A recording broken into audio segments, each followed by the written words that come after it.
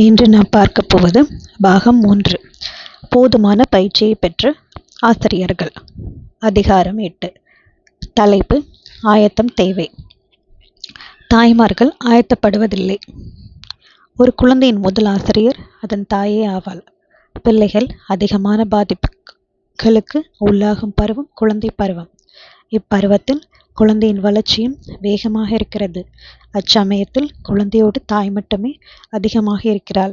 எனவே குழந்தைக்கு கொடுக்கப்பட வேண்டிய கல்விக்கு பொறுப்பாளராகிறாள். குழந்தையின் குணத்தை நன்மைக்கு ஏதுவாகவோ அல்லது தீமையின் பக்கமோ சேர குழந்தையை வழிநடத்தும் முதல் தருணம் தாய்க்கு கிடைக்கிறது. தனது பொறுப்பின் முக்கியத்துவத்தை ஒரு தாய் புரிந்து கொள்ள வேண்டும். மற்ற எல்லா ஆசிரியர்களையும் காட்டிலும் தனக்கு கொடுக்கப்பட்டிருக்கிற இந்த தருணத்தை சரியாக பயன்படுத்தி கொள்ள தன்னை தகுதிப்படுத்தி கொள்ள வேண்டும். எனினும் இதை எவரும் கவனிப்பதில்லை. நல்ல தாயாக இருப்பது எப்படி என்று சிந்திப்பது கூட கிடையாது. எந்த நபரின் தாக்கம் குழந்தையின் மேல் அதிகமாக இருக்கப் போகிறதோ அந்நபர் குழந்தைக்கு நல்ல ஒரு கல்வியை புகட்ட சிறு முயற்சியும் எடுப்பதில்லை. கவனத்துடன் ஒரு முழுமையான ஆயத்தமே உடனடி தேவை. குழந்தைகளை பராமரிப்போர் பெரும்பாலாக அதன் சரீர தேவைகளையும் அறியாதவர்களாக இருக்கிறார்கள். ஆரோக்கியத்தின் விதிகளையும் வளர்ச்சியின் கூறுகளையும் தெரியாதவர்களாகவே இருக்கின்றனர். குழந்தையின் மனோரீதியான வளர்ச்சியையும் ஆவிக்குரிய வளர்ச்சியையும் பார்க்க தகுதி இல்லாதவர்களாக காணப்படுகிறார்கள். இவர்கள் திறமையாக ஒரு தொழிலை நடத்தலாம், சமுதாயத்தில் ஒரு நட்சத்திரத்தைப் போல பிரகாசிக்கலாம், அதிகமாக படித்திருக்கலாம். ஆயினும் குழந்தையை பராமரிப்பதில் ஒன்றுமே தெரியாதவர்களாக இருக்கிறார்கள். குழந்தைக்கு கொடுக்கப்படும் ஆரம்ப கால மற்றும் பிற்காலத்தின் பயிற்சிக்கு தாய் தந்தையர் தாமே பொறுப்பாளர்களாக இருக்கிறார்கள். தாயும் தந்தையும் கவனத்துடன் உடனடியாக இதற்கென்று ஒரு முழுமையான ஆயத்தத்தை ஏறெடுக்க வேண்டும். தாய் தந்தையாக மாறுவதற்கு முன்பாகவே இதை செய்ய வேண்டும். சரீர வளர்ச்சி, அதன் இயக்கங்கள், ஆரோக்கியம் பற்றியும் அறிந்து கொள்ள வேண்டும். மரபியல் கூறுகள் எப்படி பிள்ளை பிறப்பதற்கு முன்பாகவே தாக்கத்தை ஏற்படுத்துகிறது என்பதையும் தெரிந்திருக்க வேண்டும். சுத்தம், சுகாதாரம், உடை, உடற்பயிற்சி, நோய்களுக்கான சிகிச்சைகள், மனோ வளர்ச்சி, ஒழுக்கத்தை வளர்க்கும் பயிற்சி ஆகியவைகளையும் படித்திருக்க வேண்டும். பெற்றோரின் இந்த வேலையின் முக்கியத்துவம் முதலில் அங்கீகரிக்கப்பட வேண்டும். இது நடந்தால் ஒழிய பிள்ளைகளுக்கு கொடுக்கப்படும் கல்வி அதன் முழுமையான வேலையை செய்ய முடியாமல் போய்விடும். பெற்றோர்கள் அவர்களது புனிதமான பொறுப்புகளை நிறைவேற்ற பயிற்சி பெற வேண்டும். இயற்கையின் விதிகளை பெற்றோர் படிக்க வேண்டும். மனித சரீரத்தின் இயக்கத்தை புரிந்திருக்க வேண்டும். ஒவ்வொரு அவயத்தின் வேலையும் எப்படி ஒவ்வொரு அவயமும் ஒன்றோடு ஒன்று சார்ந்திருக்கிறது என்றும் தெரிந்திருக்க வேண்டும். அவயங்களுக்கிடையே உள்ள தொடர்பும் படித்திருக்க வேண்டும்.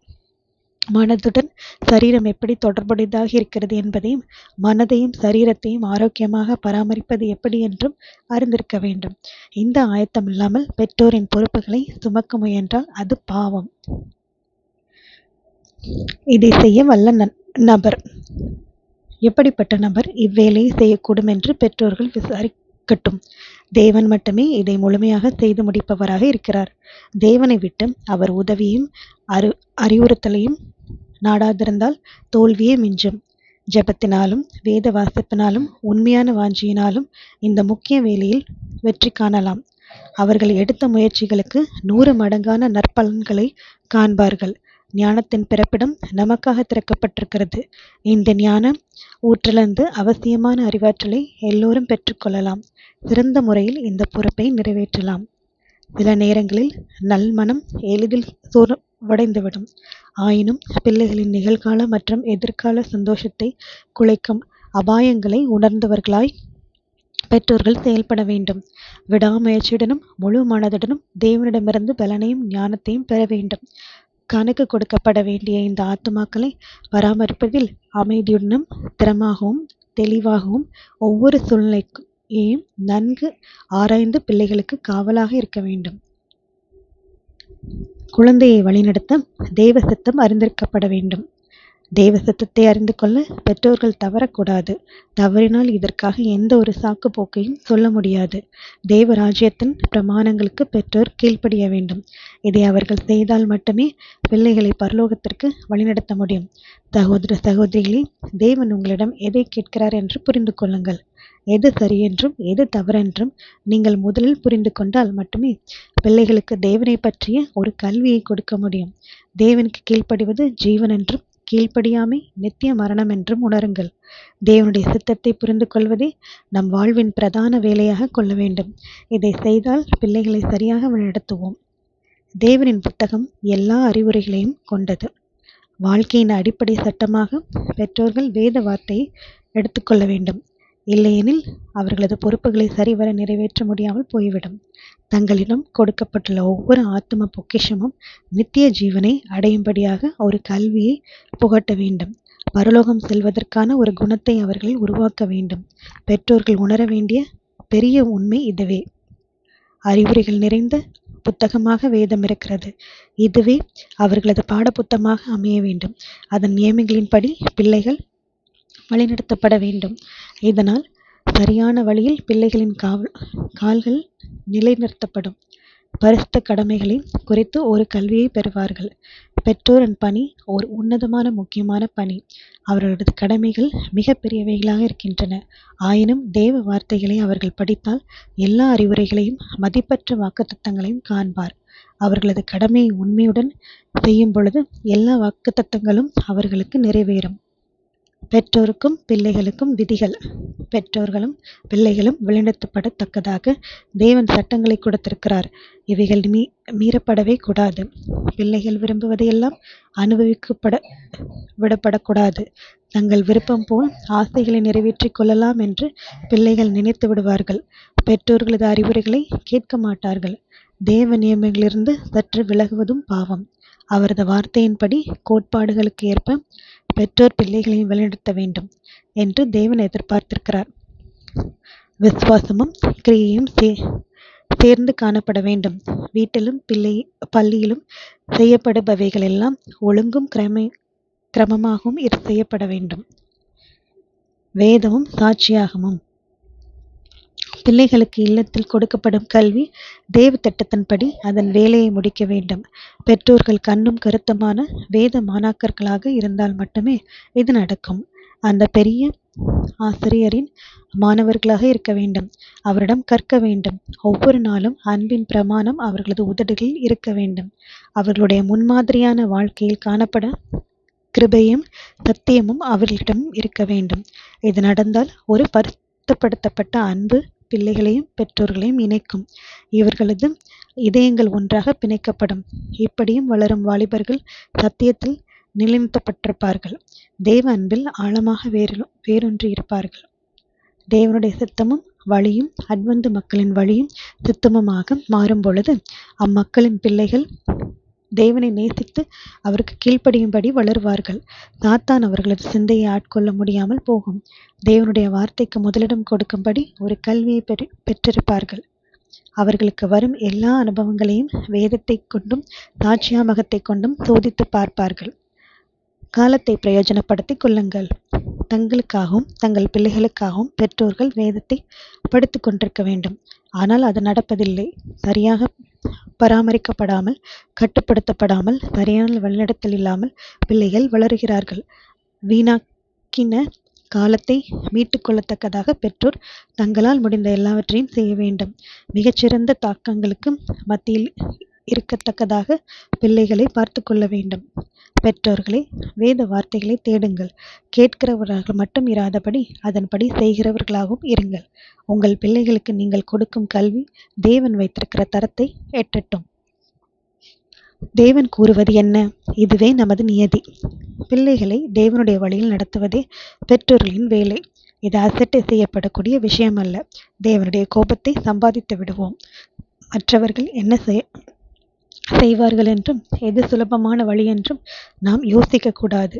தேவன் என்ன சொல்லுகிறார் என்பதே நம் சிந்தையில் இருக்க வேண்டும். தவறான வழியில் பெற்றோர்களும் சரி பிள்ளைகளும் சரி சந்தோஷத்தையும் சமாதானத்தையும் காண முடியாது. தேவன் மேல் அன்பும் பயமும் இருக்கும் பொழுது மகிழ்ச்சியும் சமாதானமும் நிலவும். தேவ வார்த்தையும் உங்கள் இதயத்தையும் தேவனுக்கு முன்பாக திறங்கள். வேதம் என்ன சொல்கிறது என்பதை கண்டுபிடியுங்கள். உங்கள் வாழ்க்கையின் எல்லா ரகசியத்தையும் தேவ வார்த்தையோடு வைத்து சோதித்து பாருங்கள்.